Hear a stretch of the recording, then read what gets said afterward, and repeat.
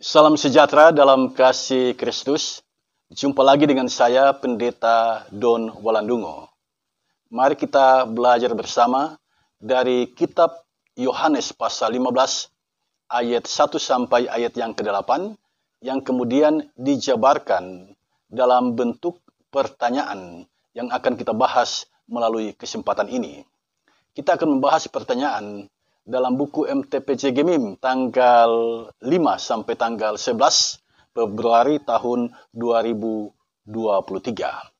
Saudara sekalian, mari kita langsung saja masuk pada 3 pertanyaan yang diajukan. Yang pertama, menurut saudara, bagaimana gereja sehat berbuah bagi kemuliaan Tuhan berdasarkan Yohanes pasal 15 ayat 1 sampai ayat yang ke-8. Saudara, dari pertanyaan ini kita dimintakan pemahaman kita, pendapat kita tentang gereja sehat berbuah bagi kemuliaan Tuhan. Tetapi pemahaman ini harus digali dari kitab Injil Yohanes pasal 15 ayat 1 sampai ayat yang ke-8. Jadi pemahaman yang akan kita sampaikan berdasarkan teks Yohanes 15 ayat 1 sampai ayat yang ke-8. Kita fokus pada pertanyaan ini, bagaimana gereja sehat berbuah bagi kemuliaan Tuhan. Saudara, yang pertama-tama harus kita pahami apa itu gereja.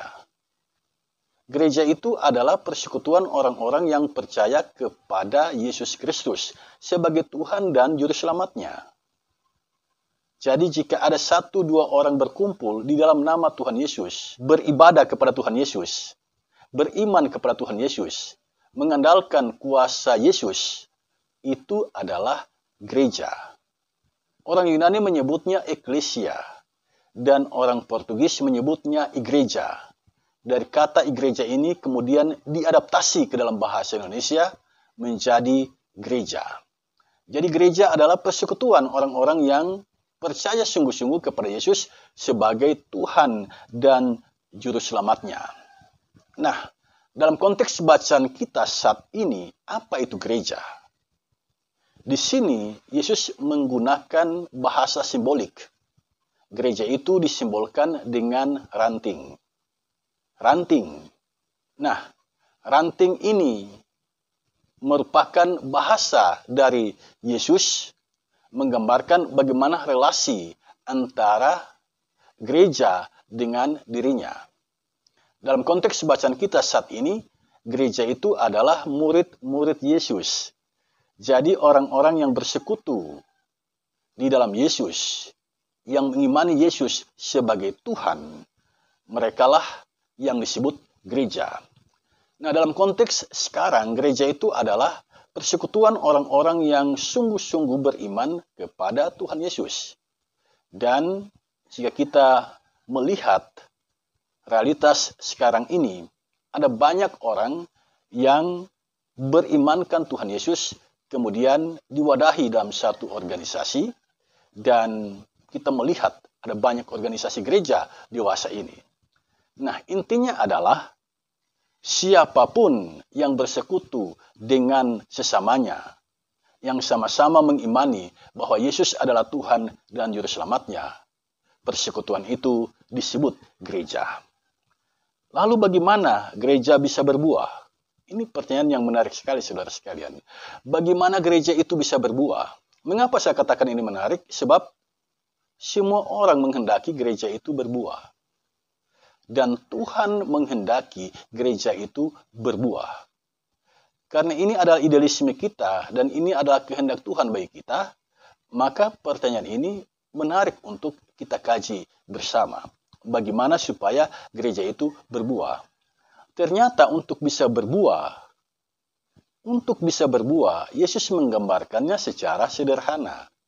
Dia mengambil metafora atau gambaran dari pohon anggur. Pohon anggur, di situ ada pokok anggur atau batang, dan di situ ada ranting. Nah, ranting ini tidak mungkin bisa berbuah jika ranting ini tidak terhubung dengan batang atau pokok anggur.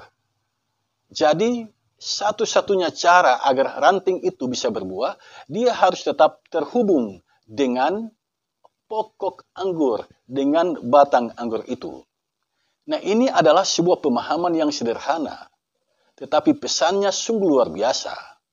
Yesus mau mengatakan bahwa sebagai gereja, gereja itu tidak mungkin dia bisa berbuah jika gereja itu putus hubungan dengan Yesus. Tidak melekat pada Yesus, tidak mengandalkan kuasa Yesus, tidak beriman sungguh-sungguh kepada Yesus. Gereja itu tidak mungkin berbuah jika gereja itu hanya memikirkan dirinya sendiri, lalu mulai merasa bangga, merasa hebat dengan dirinya sendiri, mengabaikan relasi yang baik dengan Yesus, melekat pada Yesus. Jika gereja melepaskan diri dari Yesus Kristus, gereja tidak mungkin berbuah. Jika gereja terhubung terus dengan Yesus, melekat terus pada Yesus, gereja bisa berbuah. Dari pemahaman ini kita diingatkan bahwa dalam kehidupan bergereja yang dimuliakan, yang diutamakan, yang disanjung, yang menjadi prioritas kita dalam setiap tindakan gerak kita adalah Yesus Kristus. Ketika semua orang yang berada dalam komunitas yang mengimani Yesus sebagai Tuhan dan Juru Selamatnya tetap terhubung dengan Yesus, melekat pada Yesus, mendekat pada Yesus, maka komunitas itu pasti akan berbuah. Itu jawaban yang boleh saya berikan atas pertanyaan nomor 1. Sekarang kita masuk pada pertanyaan nomor 2. Apakah gereja saat ini telah memperlihatkan gereja yang sehat? Nah, yang bisa menjawab ini bukan saya, saudara sekalian, Bapak Ibu saudara sekalian yang bisa menjawab pertanyaan ini. Sebab ini menyangkut realitas di lapangan, realitas kehidupan bergereja saat ini. Apakah gereja saat ini telah memperlihatkan gereja yang sehat? Kita tahu bersama bahwa gereja yang sehat adalah gereja yang melekat pada Yesus. Ibarat ranting melekat pada pokok anggur atau batang anggur. Gereja yang sehat seperti itu. Kalau gereja tidak melekat pada Yesus, gereja itu sakit. Kalau gereja itu melekat pada Yesus, gereja itu sehat. Nah, apakah gereja sekarang melekat pada Yesus? Perhatikanlah perjalanan kehidupan umat Allah dewasa ini. Perhatikanlah perjalanan jemaat dewasa ini. Apakah jemaat-jemaat ini masih melekat pada Yesus? Jika itu ditanyakan kepada saya akan jawab ya dan tidak. Mengapa? Karena dalam realitas kehidupan ada orang yang sungguh-sungguh bertekun mendekat kepada Yesus, mengandalkan kuasa Yesus, beriman sungguh-sungguh kepada Yesus. Setiap hari dia termotivasi dalam gairah, dalam semangat yang tinggi untuk mencari Yesus. Tetapi ada juga seperti yang digambarkan dalam kitab Wahyu, yang suam-suam kuku, yang hidup bergerejanya apa adanya. Yang penting saya Kristen. Yang penting saya beribadah kepada Yesus. Tidak harus setiap minggu saya masuk gereja. Yang penting saya beriman kepada Yesus. Itu yang sering mereka katakan. Ketekunan untuk bertekun dalam ibadahnya kepada Yesus. Spiritnya untuk menghidupkan kasih yang Yesus ajarkan. Itu tidak ada dalam dirinya. Nah, karena itu saya katakan, apakah gereja saat ini telah memperlihatkan gereja yang sehat? Saya katakan ya dan tidak. Kalau gereja itu sungguh-sungguh menghidupi ajaran Yesus, kalau gereja itu sungguh-sungguh melekat kepada Yesus, andalkan kuasa Yesus, dan memotivasi orang untuk dekat pada Yesus, gereja itu adalah gereja yang sehat. Gereja itu telah memperlihatkan kehidupan sebagai gereja yang sehat. Tetapi jika itu tidak dimunculkan atau tidak nampak dalam kehidupan berjemaat, maka gereja itu dapat kita katakan sebagai gereja yang sakit. Sepanjang gereja itu mengandalkan kuasa Yesus dan tetap melekat pada Yesus, kita bisa katakan gereja itu adalah gereja yang sehat. Sebaliknya, jika gereja itu mengandalkan manusia yang kaya, manusia yang berpengaruh, manusia yang berpangkat tinggi, manusia yang status sosialnya tinggi, itu yang dominan dalam gereja, dan gereja mengikhlaskan diri ada di bawah mereka, dan seolah-olah kalau tanpa mereka, gereja itu tidak bisa berjalan dengan baik. Ini adalah sebuah hal yang sangat memprihatinkan saudara sekalian. Sebab di dalam gereja jangan ada yang dimuliakan. Di dalam gereja hanya Yesuslah yang dimuliakan. Sebab dialah pemilik gereja. Dialah Tuhan gereja. Dialah yang berkuasa penuh atas perjalanan arak-arakan umat Allah yang percaya kepadanya. Demikian saudara sekalian jawaban yang dapat saya berikan untuk pertanyaan nomor 2. Yang ketiga, bagaimana caranya gereja tetap sehat dan memuliakan Tuhan dalam persekutuannya? Bagaimana caranya saudara sekalian agar gereja itu tetap sehat? Melalui kesempatan ini saya menyampaikan ada 5 cara yang dapat dilakukan oleh gereja agar dia tetap sehat. Yang pertama, gereja harus memahami dirinya. Gereja itu apa? Itu dulu yang harus dipahami. Gereja harus memahami dirinya bahwa gereja adalah persekutuan orang-orang yang percaya kepada Yesus Kristus sebagai Tuhan dan Juru Selamatnya. Jadi, di dalam kehidupan bergereja, yang dimuliakan adalah Yesus Kristus. Yang disembah adalah Yesus Kristus. Yang diandalkan adalah kuasa Yesus Kristus.